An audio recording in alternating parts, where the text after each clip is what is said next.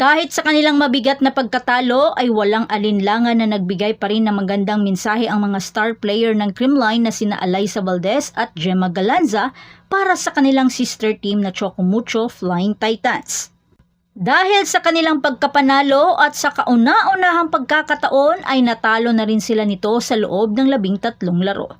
Talaga nga namang sportsmanship in the blood, ika nga ang magbigay pa rin ng appreciation sa kanilang mahigpit na kalaban. May respeto at paggalang sa laro ang mas nanaig. Paalala ni Maring Gemma sa atin ang kahalagahan ng hindi pagpapadala sa kabiguan. Sa harap ng pagkatalo, mahalaga na hindi tayo hayaang malunod ng ating mga emosyon. Walang oras para magkulong sa negatibong damdamin. Sa halip, mahalaga na mag-focus tayo sa mga susunod na pangyayari. May natututunan naman kami and paano namin siya maaayos sa training. Agad-agad kasi isang araw lang po ang training namin bago ulit maglaro against Petrogas. So, normal talaga mangyayari to sa semis kasi lahat talaga gusto pumasok sa finals. At binibigyan din rin ni Maring Gemma ang kahalagahan ng pag-aalaga sa sarili matapos ang isang laro. Sa loob lamang ng isang araw na paghahanda, mahalaga na bigyang pansin ang pahinga, sapat na tulog at tamang nutrisyon. Ang mga factor na ito ay naglalaro ng mahalagang papel sa pagpapanatili ng pisikal at mental na kalusugan, habang ang kupunan ay naghahanda para sa susunod na sesyon ng pagsasanay. Nag-believe din ako kay Coach Dante kung paano siya mag-adjust, paano niya ina-adjust yung team niya sa isang game. And sobrang laki din ng bagay na nangyari sa kanila last year na nakapasok sila ng finals. Sobrang nakakataas ng moral sa kanilang lahat. And ngayon niya, sinabi na rin naman ata ni Mandy na hindi na sila basta-basta lang talaga. And totoo naman din talaga. So, yun lang. Happy lang din ako kasi as sister team namin sila. So, at least parehas kaming umaangat. Yan. And mas maganda yung mga pinapakita namin laban. So, I think that's the break of the game din talaga. We can end with just 2 sets. And I think yun yung isa sa mga biggest lesson namin today.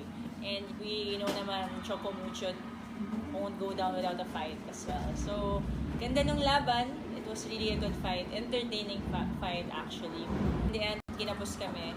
Dami din naming lapses, most especially the basic ones. I think that's what we're focusing on in practice tomorrow. Talagang ang buhay talagang may nananalo tsaka may natatalo talaga.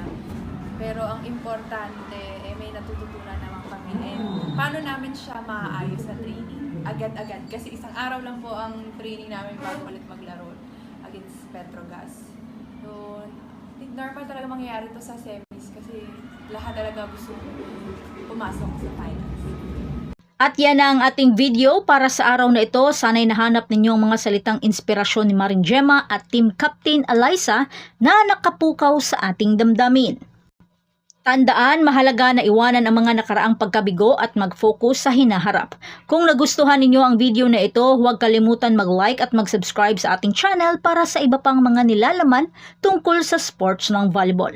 Hanggang sa susunod na video, manatiling positibo at maging marespeto. At syempre, huwag niyong kalimutan na sundan kami sa ating mga social media para sa mga bagong updates. Shoutout sa'yo, Just Valley. Good morning, Just Valley! Guys, follow niyo po si Just Valley.